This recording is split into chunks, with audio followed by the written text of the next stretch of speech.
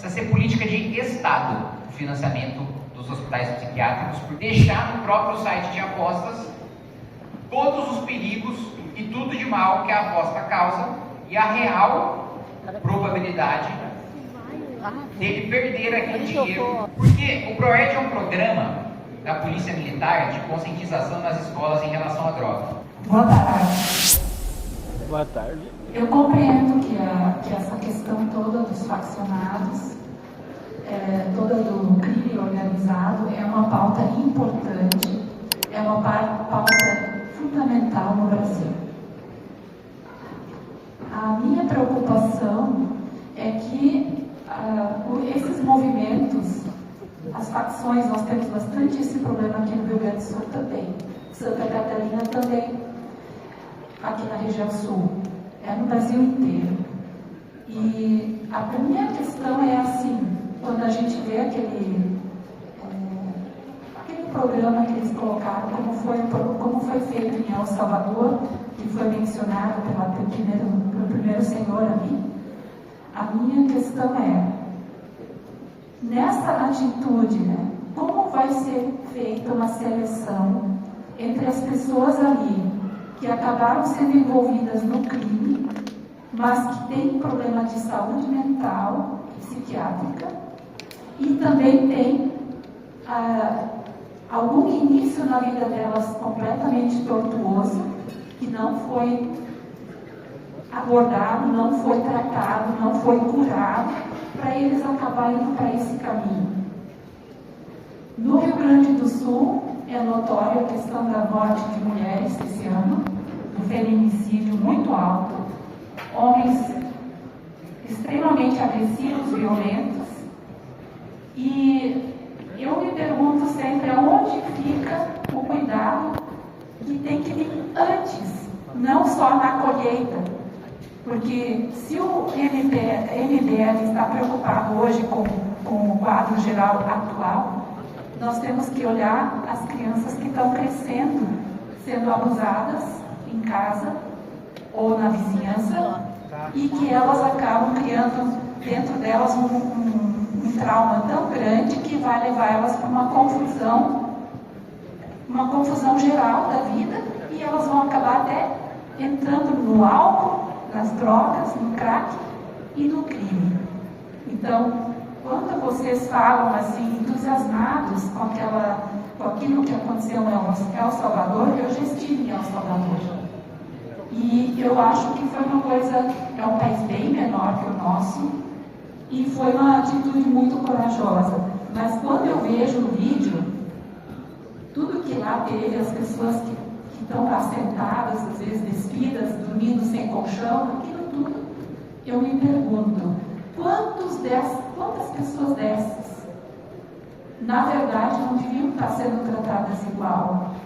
Não estou dizendo que não tem homens ali inteligentes, completamente sãs, e que fizeram uma opção consciente, mas tem muita gente ali que elas acabaram chegando ali por um trauma maltratado, e elas acabaram sendo aliciadas ali por crime. Então a pergunta é: o que vocês vão fazer para prevenir mais, para cuidar mais da saúde mental das pessoas e distinguir, quando vocês fizerem essas atitudes tão dramáticas, drásticas, distinguir entre os apenados? Que história levou eles para o crime? Essa é a minha pergunta. Boa, vou começar pelo final, que é mais fácil. O CNJ, há 2 anos, determinou o fechamento dos hospitais psiquiátricos de custódia. Nós temos hoje um corpo de médicos peritos, psiquiatras, inclusive eu soube disso porque há membros da MBL em São Paulo que são médicos peritos que podem fazer essa avaliação e que vão fazer essa avaliação para o encaminhamento do hospital psiquiátrico de custódia. Nós vamos aprovar uma legislação que vai impedir o CNJ de tomar qualquer medida de fechamento de hospital psiquiátrico de custódia. Porque, por um lado, existem pessoas que só podem estar presas sob tratamento intensivo para ter alguma chance de recuperação, e tem outras pessoas que mesmo com tratamento psiquiátrico intensivo, não tem nenhuma chance de recuperação e o hospital psiquiátrico de custódia existe para que ela esteja em permanente tratamento para o resto da sua vida. Então, em São Paulo, para citar um exemplo, o Chico Picadinho, ele não tem a menor condição de jamais sair e conviver em sociedade. No Distrito Federal, eu só estou citando exemplos de casos em que ou foi solto ou pode ser solto por causa da resolução do CNJ. No Distrito Federal tem o caso do canibal. O canibal ele foi um sujeito que matou a namorada, abriu o corpo dela e comeu o coração dela. Esse cara não teve a menor chance de voltar a conviver em sociedade. Então este ficará para o resto da vida dele no hospital psiquiátrico de custódia e será feita uma avaliação daqueles que precisam ir para o hospital de custódia e daqueles que precisam ir para um presídio comum. Então essa separação basta vontade política. O corpo técnico já existe, as instituições já existem, elas só precisam ser preservadas. Do outro ponto, o aspecto de saúde mental, existe quase que uma razão proporcional do subfinanciamento ou do não financiamento dos hospitais psiquiátricos e o número de aumento em vício em álcool, drogas e suicídio. A política antimanicomial, levada ao extremo pela militância, está fazendo, hoje o governo federal, ele tira procedimentos de saúde mental do rol do SUS para que os hospitais psiquiátricos quebrem e deixem de existir. Porque a diretriz geral é todos no tratamento ambulatorial. E muitas pessoas precisam de tratamento intensivo. E uma coisa que os psiquiatras desses hospitais me dizem é o seguinte, em relação ao preconceito do tratamento psiquiátrico. Quando um médico manda você ficar numa maca, porque se você sair, se você se levantar, se você fizer algum esforço, você vai ter um ataque cardíaco, ninguém questiona.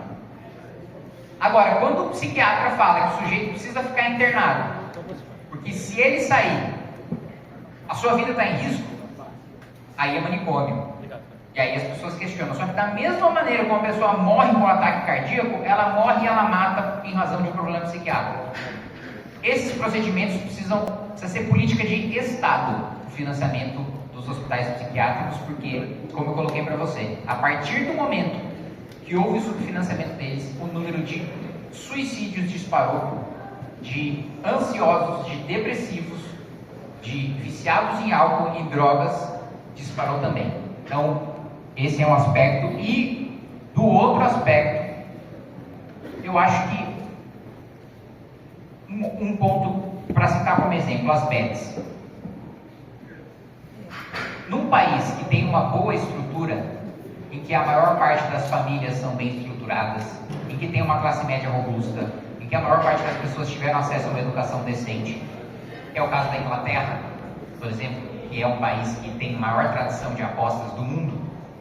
Inclusive, quando eu estava com os diplomatas ingleses, eles já estavam apostando uns com os outros se o Renan vai ganhar ou vai perder. Não, ali inglês gosta muito de aposta. Lá é uma coisa. Aqui, e por isso que eu apresentei o projeto para que as bets sejam tratadas como cigarro, porque não adianta a proibição pura e simples, porque senão o cara vai curtir crime ilegal. E ao mesmo tempo não adianta deixar como está, porque senão as pessoas basicamente vão se viciar, ou vão acabar nas drogas, vão acabar cometendo crime, como parte delas está fazendo. Como a gente venceu o tabagismo? Proibição de propaganda e todo mundo sabe, né? Na caixa está lá.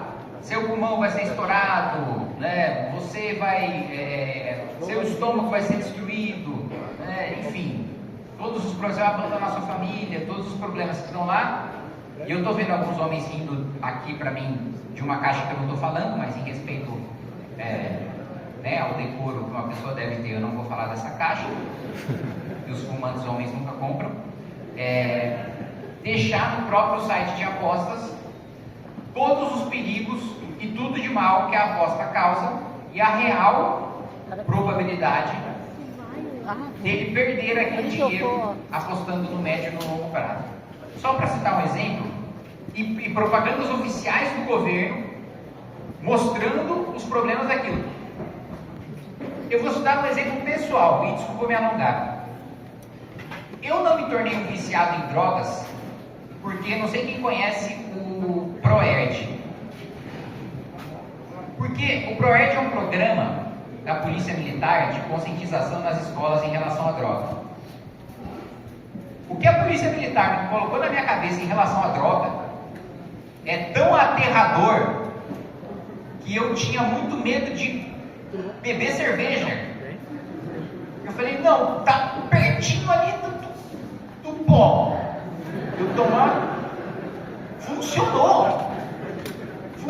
Eu era criança e colocaram na minha cabeça que droga é um negócio muito ruim, que eu vou me matar. Isso precisa ser feito ostensivamente, não é, uma turma vai ter, outra turma, todas as turmas precisam ter isso.